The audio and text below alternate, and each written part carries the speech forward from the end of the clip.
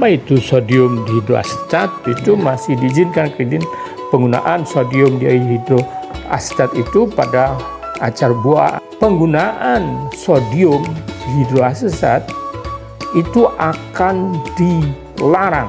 Tidak ada bukti sama sekali bahwa sodium dihidroasetat ini bersifat mutagenik, enggak. Assalamualaikum warahmatullahi wabarakatuh, saudara-saudaraku, umat manusia seluruh dunia. Apa kabar? Alhamdulillah, kita bertemu lagi di video kali ini.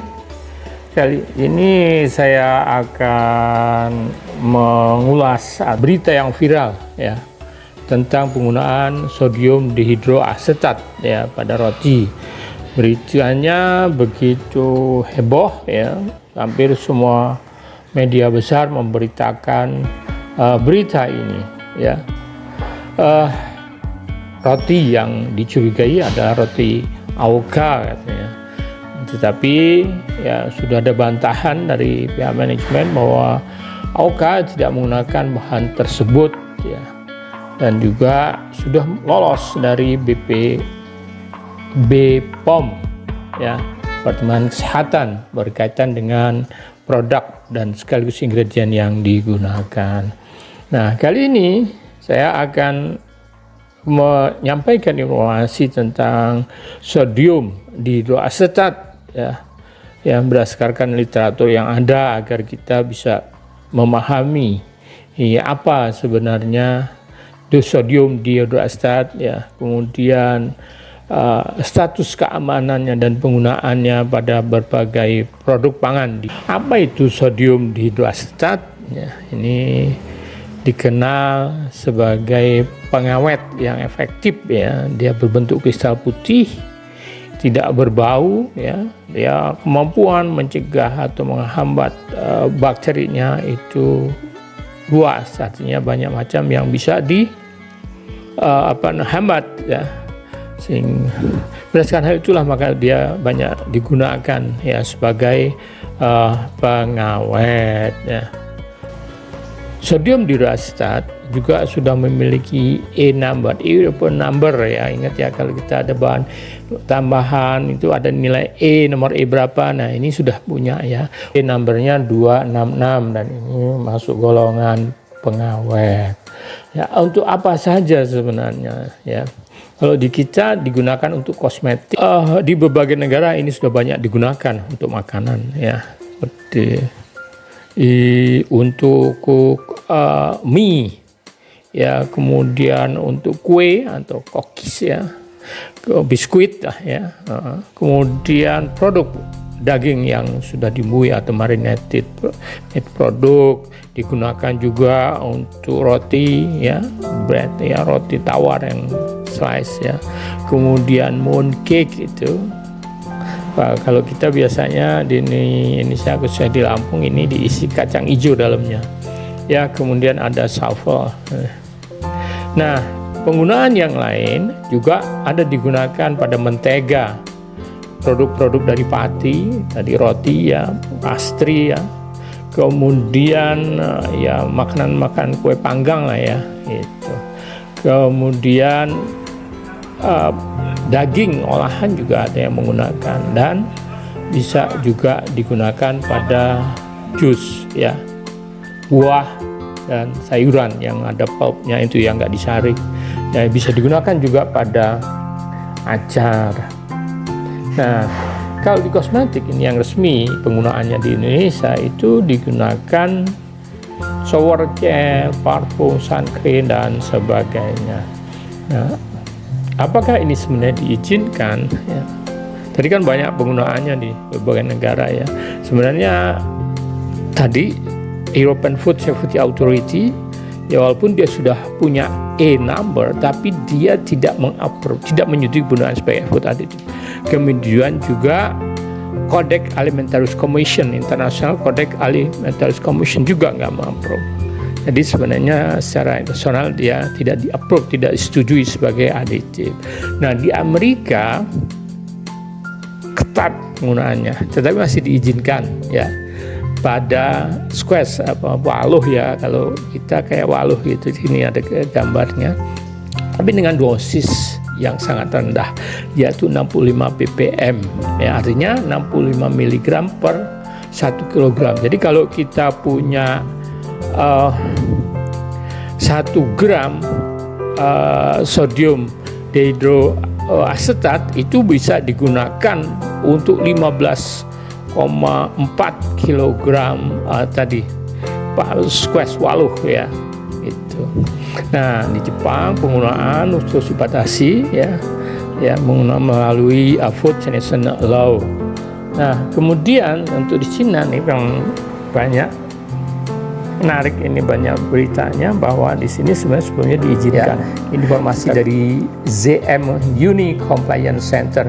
Jadi ceritanya pada Maret 12 Maret 2024 itu National Health Commission of China itu menerbitkan 47 peraturan baru tentang standar keamanan pangan, dan termasuk diantaranya ini GB, ya, GB 2760-2024 ini yang berkaitan dengan penggunaan bahan tambahan pangan. Di peraturan ini, ya, disampaikan oleh CMNU Compliance Center bahwa penggunaan sodium dihidroasetat itu akan dilarang pada produk-produk, tidak pada semua produk, ya.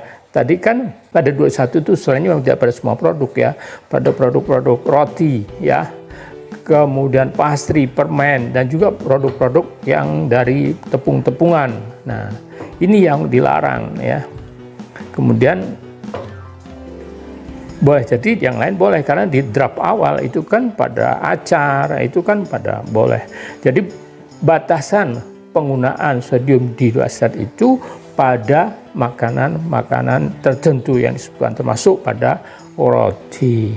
Nah, ini sebenarnya sejalan, ya, kalau misalnya di di acar itu diizinkan, di Amerika juga diizinkan tadi kan, ya, pada squash, ya, baik yang cut atau yang peel tadi, atau yang dipotong-potong, ada yang sekedar dikupas. Jadi ini, ya, walaupun sudah dilarang tetap masih ada penggunaannya. Nah, sebenarnya ada bukti ilmiah kah? Gitu. Ada jurnal yang menarik yang kaitan dengan ini.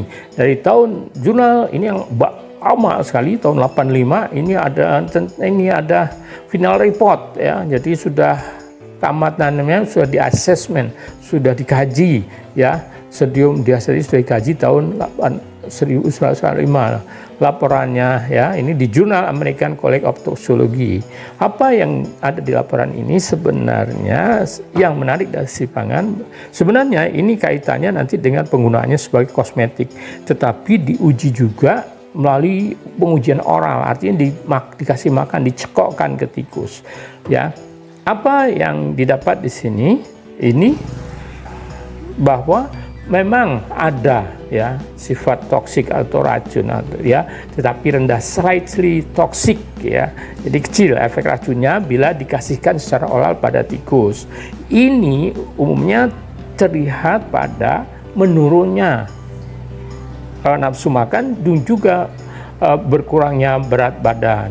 Nah, yang penting lain, bahwa tidak ada bukti sama sekali bahwa sodium dihidroasetat ini bersifat mutagenik, enggak, ya, tumorogenik, enggak, ada tidak menyebabkan tumor.